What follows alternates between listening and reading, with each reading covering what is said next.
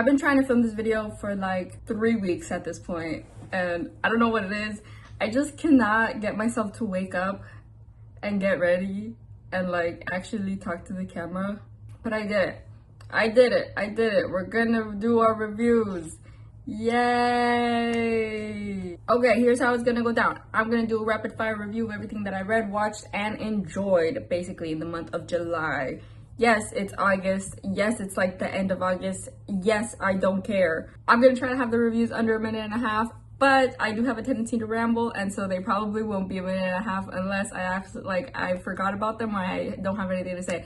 I love rambling. I love talking. Sequence order, movies, TV shows, literature, etc. Anything else that I've been minutely obsessed with. But we're gonna go straight into it because I don't have a lot of time to film because I have to study for a job later on. Okay, first movie I watched in July was A Quiet Place Day 1, and I saw this on July 4th, and I really liked it. I like Joseph Quinn and I like Lupita Nyong'o, and I think they're really great actors. I don't think that this movie was, I feel like you can't really compare this movie and the original Quiet Place because they just feel so different even though they're like in the same setting. But yeah, I think it's a pretty great movie. I don't feel the need to ever really rewatch it, if I'm being honest. I don't know, maybe I'll rewatch it. Rating: 3.5 out of 5.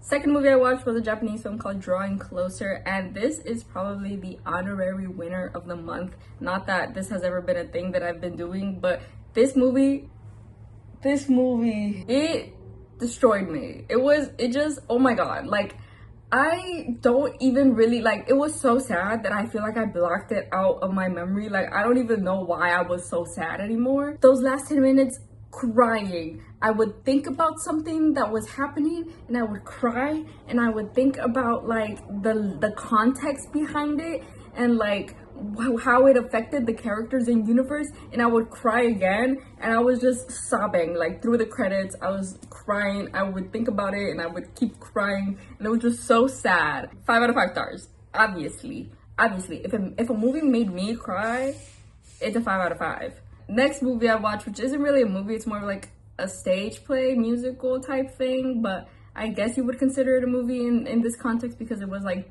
3 fucking hours long, and it's the Black Butler musicals. I found out Black Butler had musicals, and not just one music. They have like 5. There's 6. I watched 2, 3, 4, 5.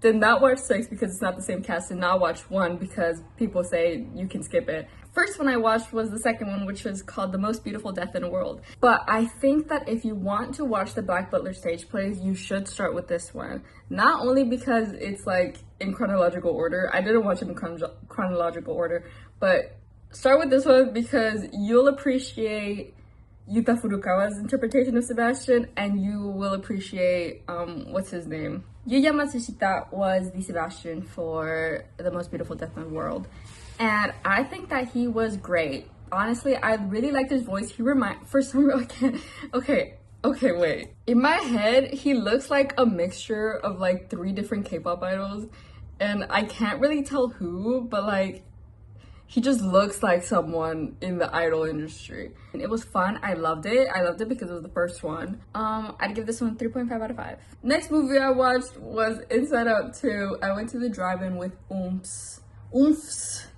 plural. And we had a great time. We talked through it. I wouldn't say that it's like the best movie. I wouldn't even say that I liked it like that. 2 out of 5 stars. Next movie is the 4th Black Butler stage play, which is the Noah's Ark Circus.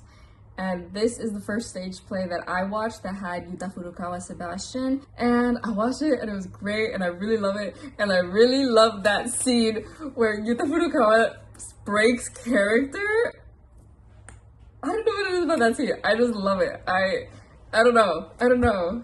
This stage play was really fun. I watched, by the way, okay, don't watch these at like 2 p.m.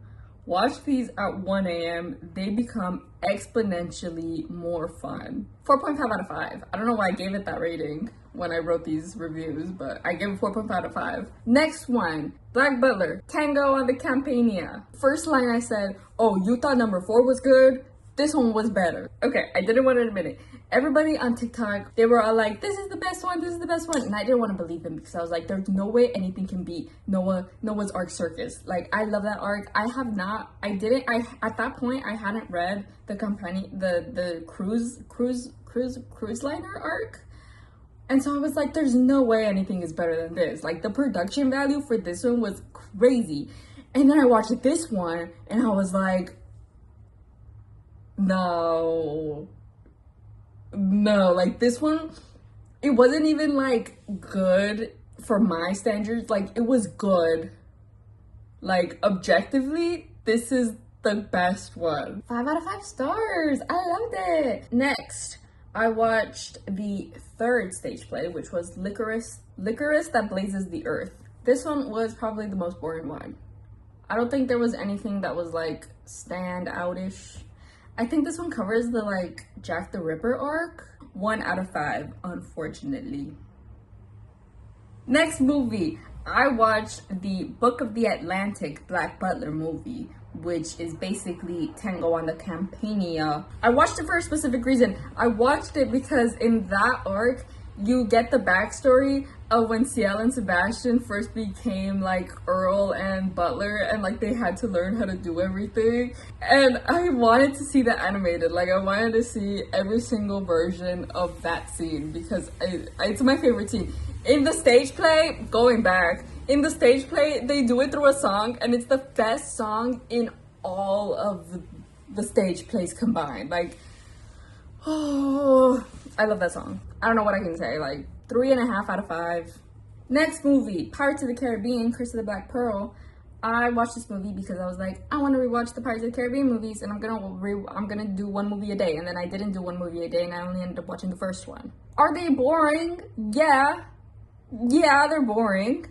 I don't give a fuck. One thing about me, I love the Pirates of the Caribbean movies. 5 out of 5 stars automatically. I don't care that the movies are boring. Yes, they talk a lot. Yes, it's like a lot of like exposition and like they're just talking and nothing's really happening and it's not really like an action movie. I don't give a fuck. I'm there for the ambiance. I'm there to revel in it. I miss when movies felt like that all the time. Did I already say 5 out of 5 stars? I'm saying it again. 5 out of 5 stars. Final movie I watched in July was Ghostbusters Frozen Empire, which is the second Ghostbusters movie with what's her name? McKenna Grace?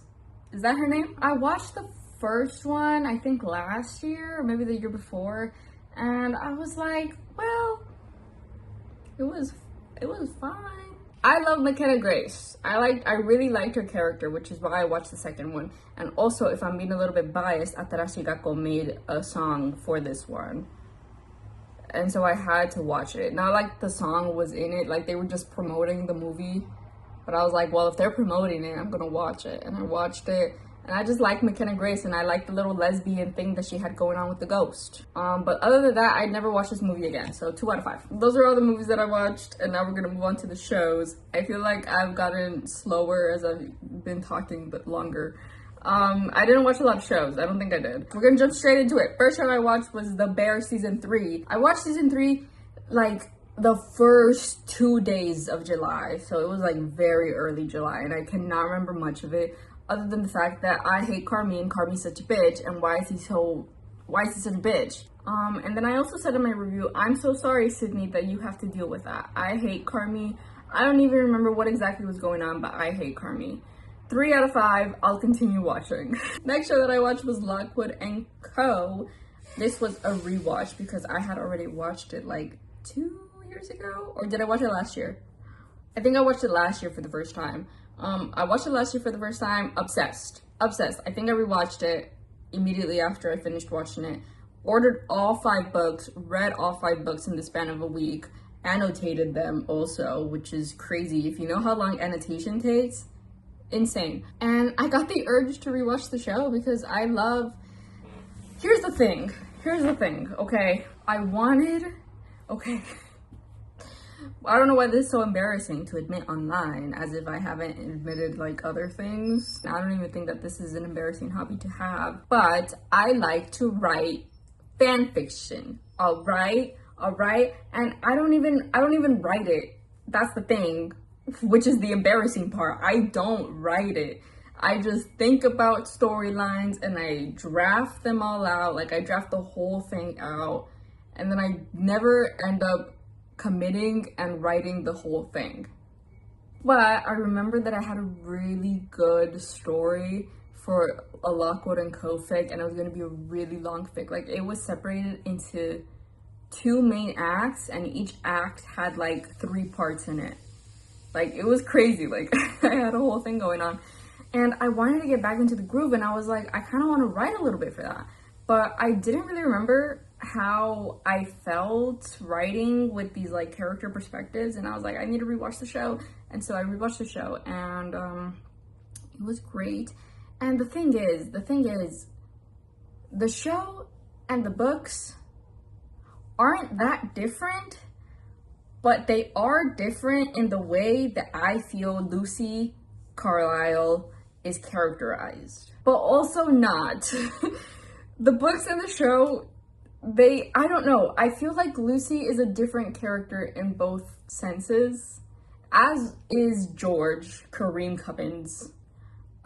They're both different characters. I prefer TV show George than book George, because I think book George is kind of like a bitch, but he gets better with time, whatever. But Lucy's like a whole like enigma within herself, because I love both personalities, both in the book and oh my god, I'm gonna ramble. I'm so sorry. I love both personalities, both in the book and in the TV show. But I know that the books are middle grade, and I know that the TV show was aimed for an age slightly higher than that.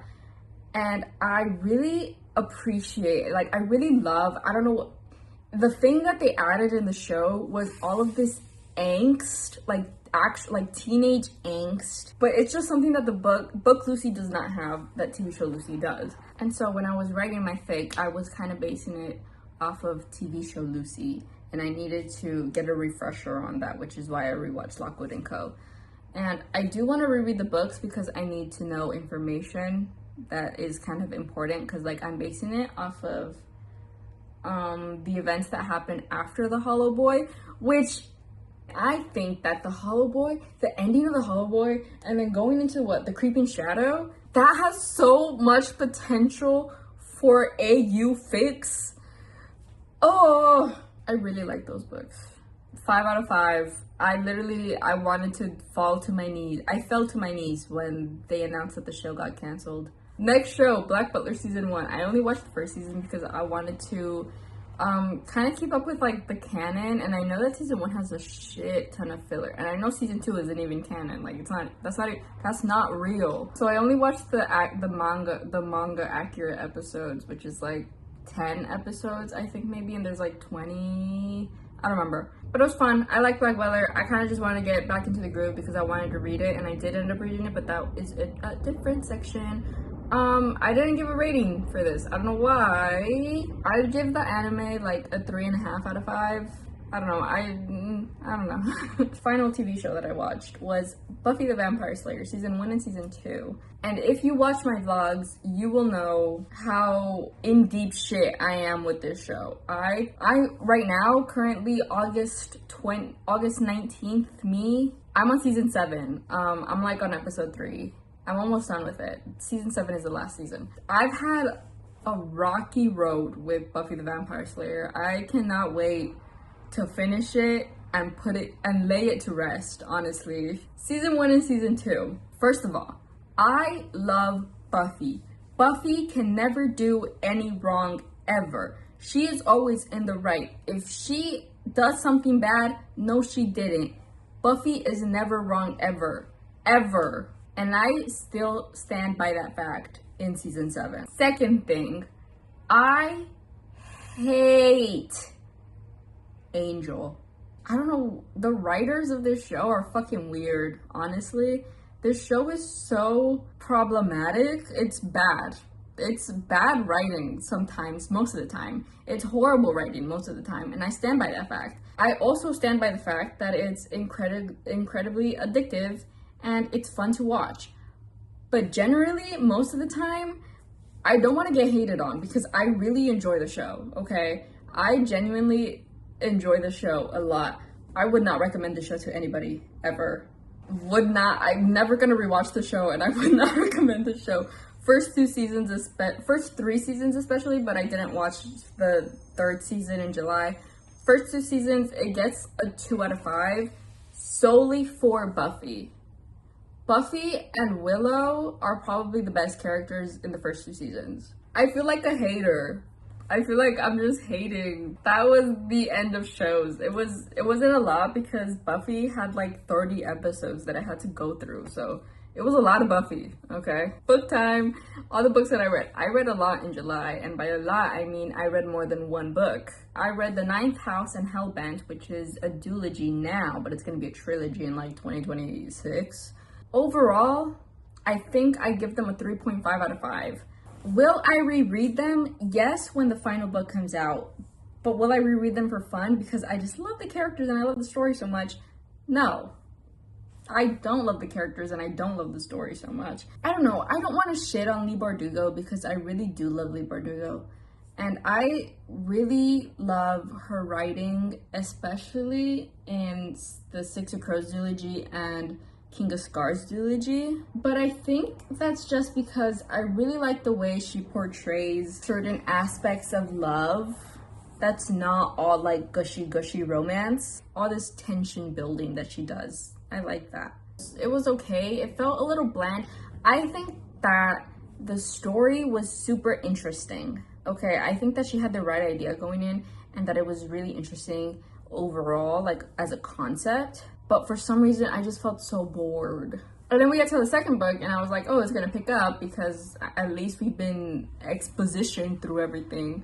And I needed something from it, and the book wasn't giving me that, and I don't know. 3.5 out of 5. Next, I read the Mirror Visitor series, which consisted of 4 books, and I did a whole video on them. And they were fun. It was such a fun read. These books have been on my TBR since 2020, and I had them, like physically, all 4 of them. And I don't know, I hadn't gotten around to reading them. And it was different than I expected, because I expected like a slow burn, but the romance was like C-plot romance. I talked about this in the other video, but it was fun overall. I really enjoyed, I enjoyed the plot. Why couldn't Leigh Bardugo get me interested in the plot if I couldn't get interested in the characters? I don't remember my rating, but right now I'd say a 4 out of 5. Last thing I read, and it sounds like I only read 3 things, okay? But that's 6 books so far, okay? Last thing I read was the entirety of the Black Butler manga. I was on a Black Butler streak, okay? I watched the Black Butler stage plays, I watched the Black Butler anime, I watched the Black Butler movie. I had to read the manga, I had to catch up. But oh my god, I'm obsessed. I really like the Black Butler manga. I read it in like less than a week, I think. I would just wake up, read, and then go to bed at like 3 a.m. still reading. It was really fun. I really liked it. But yeah, the manga's on hiatus and it ended in like the middle of an arc. And this arc that's going on right now is crazy. Absolutely crazy. Like, I don't know, man. I don't know. Ya no sé qué hacer. 5 out of 5. If I hadn't given a rating, 5 out of 5. Final topic of discussion, it's all the miscellaneous, etc. All the other things that I was momentarily obsessed with. I pronounce it Yeloker. I don't pronounce it because I've never said it out loud. But they released an EP. I really like the EP. I really like the whole thing they got going on. I need them to go on tour right now. Meow. My favorite song is the first song, which is, I think, Heart to Beast. I think that's the first song. Finally, final thing that I've been obsessed with, and I'm still obsessed with in August, is the YouTube channel World of Extra, which consists of Stan and occasionally his younger brother Stewie. And the thing about this channel is me and my sister see ourselves in these brothers. We act like them and they act like us, and we think it's really funny seeing all these similarities. And I don't know, I really like his channel. I think he's really cool. I check out his channel. I really like his videos. But yeah, that's everything that I watched, read, and consumed in the month of July. This video took forever to make, and it only took me like an hour and a half to film, so I don't know why I was putting it off for so long. That's all I had, and I might not have anything next month, or it might be a really short video next month. But I gotta go do stuff. I'm a very busy girl. No, I'm not. I gotta go. Stop. I'm leaving. Bye.